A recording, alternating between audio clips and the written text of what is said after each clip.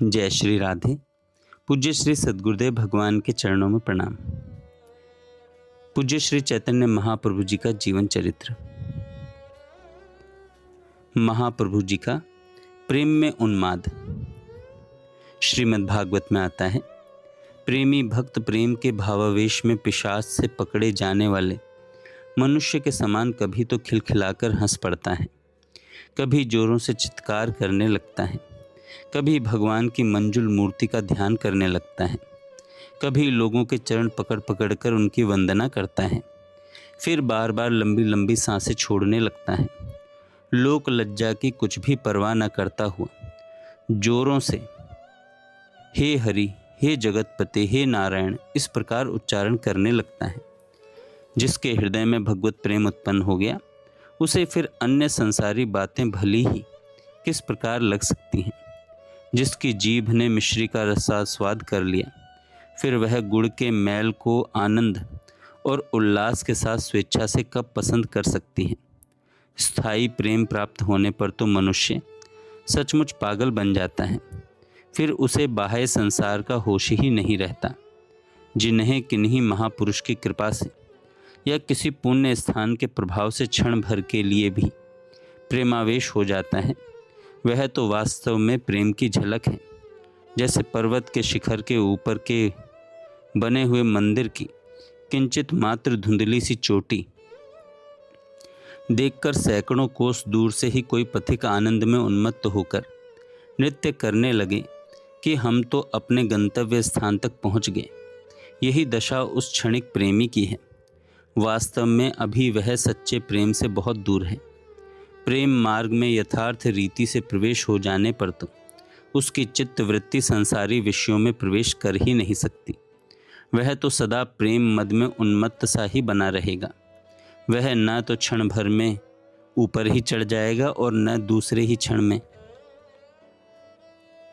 नीचे गिर जाएगा। उसकी स्थिति तो सदा एक सी बनी रहेगी। कबीरदास जी कहते हैं, क्षण ही चढ़े क्षण उतरे, सो तो प्रेम न होए, अघट प्रेम पिंजर बसे, प्रेम कहावे सोए। वास्तव में प्रेम की स्थिति तो सदा एक ही रस रहती है। उसे प्रतिक्षण अपने प्रियतम से मिलने की छटपटाहट होती रहती है। वह सदा अतृप्त ही बना रहता है। प्यारे श्री कृष्ण के सिवा उसका दूसरा कोई है ही नहीं। उसका प्रियतम उसे चाहता है या नहीं, इसकी उसे परवाह नहीं। इस बात का वह स्वप्न में भी ध्यान नहीं करता। वह तो अपने प्यारे को ही सर्वस्व समझकर उसकी स्मृति में सदा अधीर सा बना रहता है। रसिक रसखान ने प्रेम के स्वरूप का क्या ही सुंदर वर्णन किया है। एक अंगी बिनु कार नहीं, एक रस सदा समान, गने प्रिय ही सर्वस्व जो, सोई प्रेम प्रमाण। महाप्रभु चैतन्य देव का प्रेम ऐसा ही था। उनकी हृदय कंदरा से जो भक्ति भाव का भव्य स्रोत उदित हो गया, वह फिर सदा उत्तरोत्तर बढ़ता ही गया। उनकी हृदय कंदरा से उत्पन्न हुई भक्ति भागीरथी की धारा सावन भादों की क्षुद्र नदी की भांति नहीं थी, जो थोड़े समय के लिए तो खूब इठलाकर चलती है और जेठ मास की तेज धूप पड़ते ही सूख जाती है। उनके हृदय से उत्पन्न हुई प्रेम सरिता की धारा सदा बहकर प्रेम में ही जाकर मिलने वाली स्थायी थी। उसमें कमी का क्या काम। वह तो उत्तरोत्तर बढ़ने वाली अलौकिक और अनुपम धारा थी। उसकी उपमा इन संसारी धाराओं से दी ही नहीं जा सकती। वह तो अनुभव गम्य ही है। महाप्रभु जब से गया धाम से लौटकर आए हैं, तभी से उनकी विचित्र दशा है। वे भोजन करते करते सहसा बीच में ही उठकर रुदन करने लगते हैं। रास्ता चलते चलते पागलों की भांति नृत्य करने लगते हैं।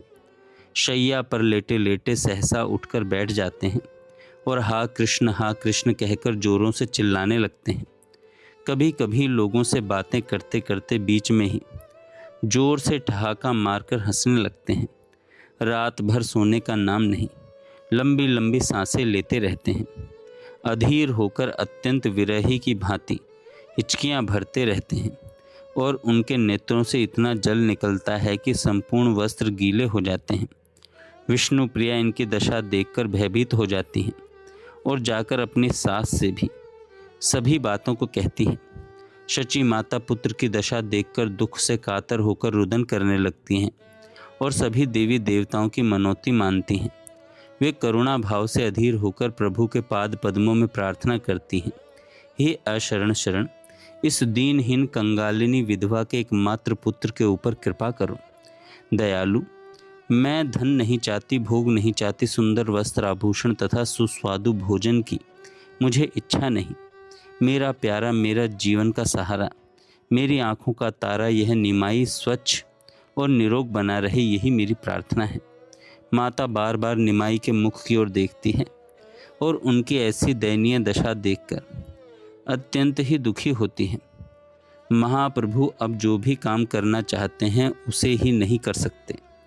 काम करते करते उन्हें अपने प्रियतम श्री कृष्ण की याद आ जाती है और उसी के विरह में बेहोश होकर गिर पड़ते हैं।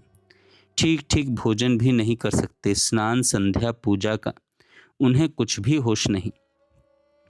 मुख से निरंतर श्री कृष्ण के मधुर नामों का ही अपने आप उच्चारण होता रहता है। किसी की बात का उत्तर भी देते हैं तो उसमें भी भगवान की अलौकिक लीलाओं का ही वर्णन होता है। किसी से बातें भी करते हैं तो श्री कृष्ण के ही संबंध की करते हैं, अर्थात वे श्री कृष्ण के सिवा कुछ जानते ही नहीं। श्री कृष्ण ही उनके प्राण हैं, श्री कृष्ण ही उनके धन हैं, अर्थात उनके सर्वस्व श्री कृष्ण ही हैं। उनके लिए संसार में श्री कृष्ण के अतिरिक्त और कुछ है ही नहीं। प्रभु के सब विद्यार्थियों ने जब सुना कि गुरुजी गया धाम की यात्रा करके लौट आए हैं तो एक एक करके उनके घर पर आने लगे और पाठशाला में चलकर पढ़ाने की प्रार्थना करने लगे। सबके बहुत आग्रह करने पर प्रभु पाठशाला में पढ़ाने के निमित्त गए, किंतु पढ़ाएं क्या, लौकिक शास्त्रों को तो वे एकदम भूल ही गए थे। अब वे श्री कृष्ण कीर्तन के अतिरिक्त किसी भी विषय को नहीं कह सकते। उसी पाठ को विद्यार्थियों के लिए पढ़ाने लगे। भैया, इन सांसारी शास्त्रों में क्या रखा है? श्री कृष्ण का नाम ही एकमात्र सार है, वह मधुराति मधुर है, उसी का पान करो। इन लौकिक शास्त्रों से क्या अभीष्ट सिद्ध होगा? प्राणी मात्र के आश्रय स्थान श्री कृष्ण ही हैं। संसार की सृष्टि, स्थिति और लय उन्हीं ही श्री कृष्ण की इच्छा मात्र से होता है। वे आनंद के धाम हैं, सुख स्वरूप हैं। उनके गुणों का आर्त होकर गान करते रहना मनुष्यों का परम पुरुषार्थ है। इतना कहते कहते प्रभु उच्च स्वर से श्री कृष्ण कीर्तन करने लगे। इन बातों को श्रवण करके कुछ विद्यार्थी तो आनंद सागर में मग्न हो गए। वे तो बाह्य ज्ञान शून्य होकर परमानंद का अनुभव करने लगे। कुछ ऐसे भी थे जो पुस्तकी विद्या को ही सर्वस्व समझते थे। भट्टाचार्य और शास्त्री बनना ही जिनके जीवन का एकमात्र लक्ष्य था। वे कहने लगे, गुरुजी आप कैसी बातें कर रहे हैं? हमें इन बातों से क्या प्रयोजन? इन बातों का विचार तो वैष्णव भक्त करें। हम तो हमारी पाठ्य पुस्तक का पाठ पढ़ाइए। हमें तो हमारी पाठ्य पुस्तक का पाठ पढ़ाइए।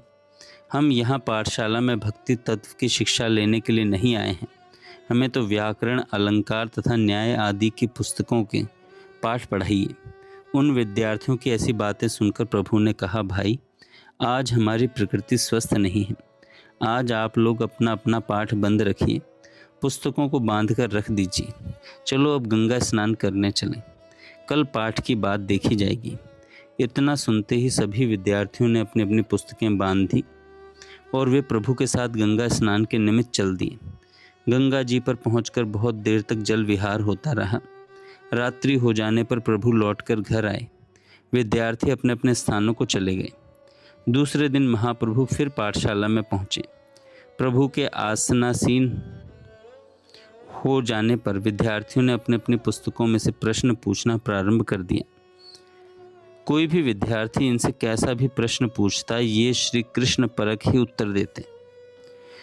कोई विद्यार्थी पूछता, सिद्ध वर्ण सामान्य बताइए, आप उत्तर देते, नारायण ही सब वर्णों में सिद्ध वर्ण है।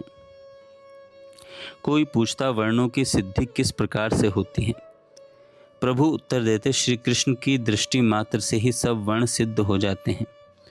ऐसा उत्तर सुनकर कोई कोई विद्यार्थी कहता, ये भक्ति भाव की बातें छोड़िए, जो ठीक बात हो उसे बताइए।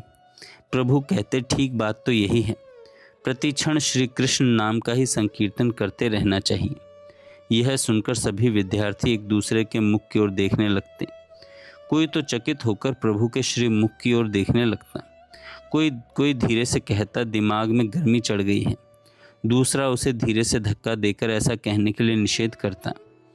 प्रभु की ऐसी अद्भुत व्याख्याएं सुनकर बड़े बड़े विद्यार्थी कहने लगे, आप ये तो न जाने कहाँ की व्याख्या कर रहे हैं, शास्त्रीय व्याख्या कीजिए।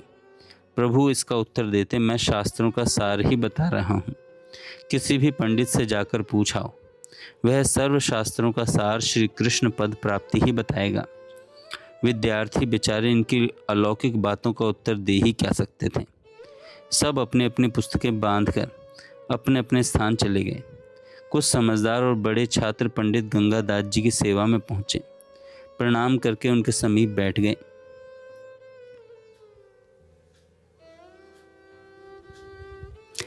कुशल प्रश्न के अंतर आचार्य गंगादास ने उनके आने का कारण पूछा।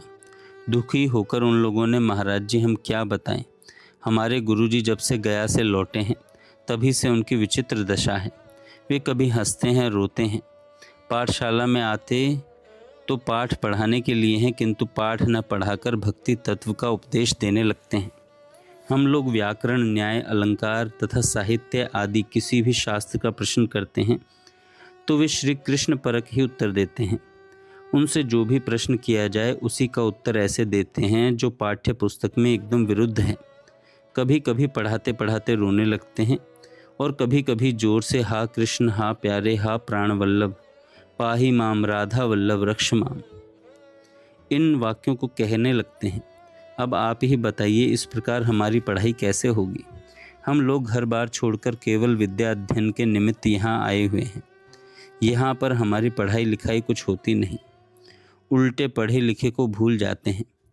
वे आपके शिष्य हैं, आप उन्हें बुलाकर समझा दें। पंडित गंगादास वैसे तो भारी नामी विद्वान थे, किंतु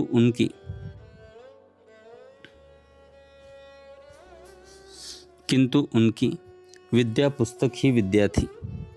भक्ति भाव से वे एकदम कोरे थे। ईश्वर की प्राप्ति उनका उदासीन भाव था। ईश्वर के प्रति उनका उदासीन भाव था।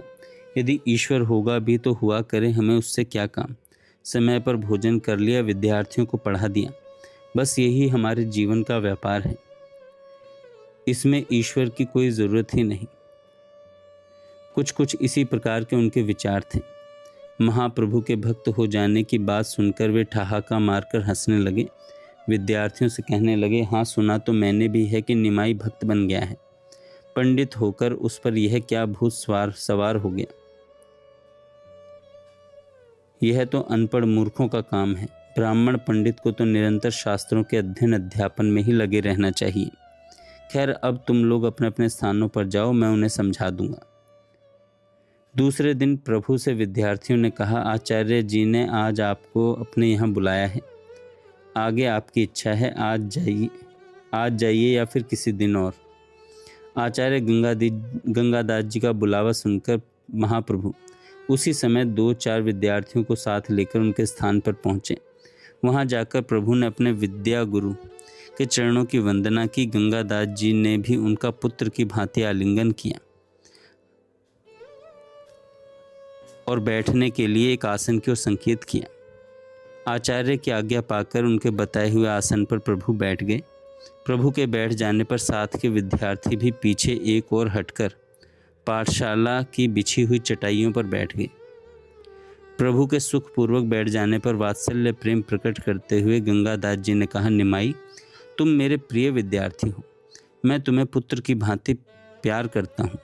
शास्त्रों में कहा है, अपने प्यारे की उसके मुख पर बड़ाई न करनी चाहिए, क्योंकि ऐसा करने से उसकी आयु क्षीण होती है। किंतु यथार्थ बात तो कही जाती है। तुमने मेरी पाठशाला के नाम को सार्थक बना दिया।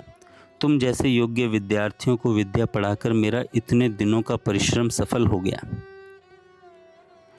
मैं तुमसे बहुत ही प्रसन्न हूँ। आचार्य के मुख से अपनी प्रशंसा सुनकर प्रभु लज्जित भाव से नीचे की ओर देखते हुए चुपचाप बैठे रहे। आचार्य गंगादास जी फिर कहने लगे, योग्य बनने के अनंतर तुम अध्यापक हुए। तुमने अध्यापन कार्य में भी यथेष्ट ख्याति प्राप्त की। तुम्हारे सभी विद्यार्थी सदा तुम्हारे शील स्वभाव की तथा पढ़ाने की सरल सुंदर प्रणाली की प्रशंसा करते रहते हैं। वे लोग तुम्हारे सिवा दूसरे किसी के पास पढ़ना पसंद नहीं करते, किंतु कल उन्होंने आकर तुम्हारी शिकायत की। तुम उन्हें अब मनोयोग के साथ ठीक ठीक नहीं पढ़ाते हो, और लोगों ने भी मुझे आकर कहा कि तुम अनपढ़ मूर्ख भक्तों की भांति रोते गाते हंसते कूदते हो। एक इतने भारी अध्यापक को ऐसी बातें शोभा नहीं देती। तुम विद्वान हो, समझदार हो, मेधावी हो, शास्त्रज्ञ होकर मूर्खों के कामों की नकल क्यों करने लगे हो? ऐसे ढोंग को तो वे ही लोग बनाते हैं जो शास्त्रों की बातों को जानते नहीं। विद्या बुद्धि से तो हीन है, किंतु मूर्खों में अपने को पुजवाना चाहते हैं। वे ही ऐसे ढोंग रचा करते हैं। तुम्हें इसकी क्या ज़रूरत है? ये सब बातें सुनकर प्रभु चुप ही रहे। उन्होंने किसी भी बात का उत्तर नहीं दिया। गंगादास जी ने व्याख्यान समाप्त नहीं किया। वे फिर कहने लगे, तुम्हारे नाना नीलांबर चक्रवर्ती एक नामी पंडित हैं। तुम्हारे पूज्य पिता भी प्रतिष्ठित पंडित थे। तुम्हारे मातृकुल तथा पितृकुल में सनातन से पांडित्य चला आया है। तुम भी भारी विद्वान हो, फिर तुम मूर्खों के चक्कर में कैसे आ गए? देखो बेटा, अध्यापक का पद पूर्व जन्म के बहुत बड़े भाग्यों से मिलता है। तुम उसके काम में असावधानी करते हो, यह ठीक नहीं है। बोलो, उत्तर क्यों नहीं देते? नम्रता के साथ महाप्रभु जी ने कहा, आपकी आज्ञा पालन करने की भरसक चेष्टा करूँगा। क्या करूँ, मेरा मन वश में नहीं है। कहना चाहता हूँ कुछ और, मुख से निकल जाता है कुछ और ही। गंगादास जी ने प्रेम के साथ कहा, सब ठीक हो जाएगा, चित्त को ठीक रखना चाहिए। तुम तो समझदार आदमी हो, मन को वश में करो, सोच समझकर बात का उत्तर दो।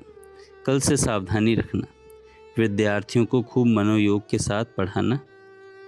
जो आज्ञा कहकर महाप्रभु ने आचार्य गंगादास जी को प्रणाम किया और वे विद्यार्थियों के साथ उनसे विदा हुए। जय श्री राधे। आगे हम कल सुनेंगे।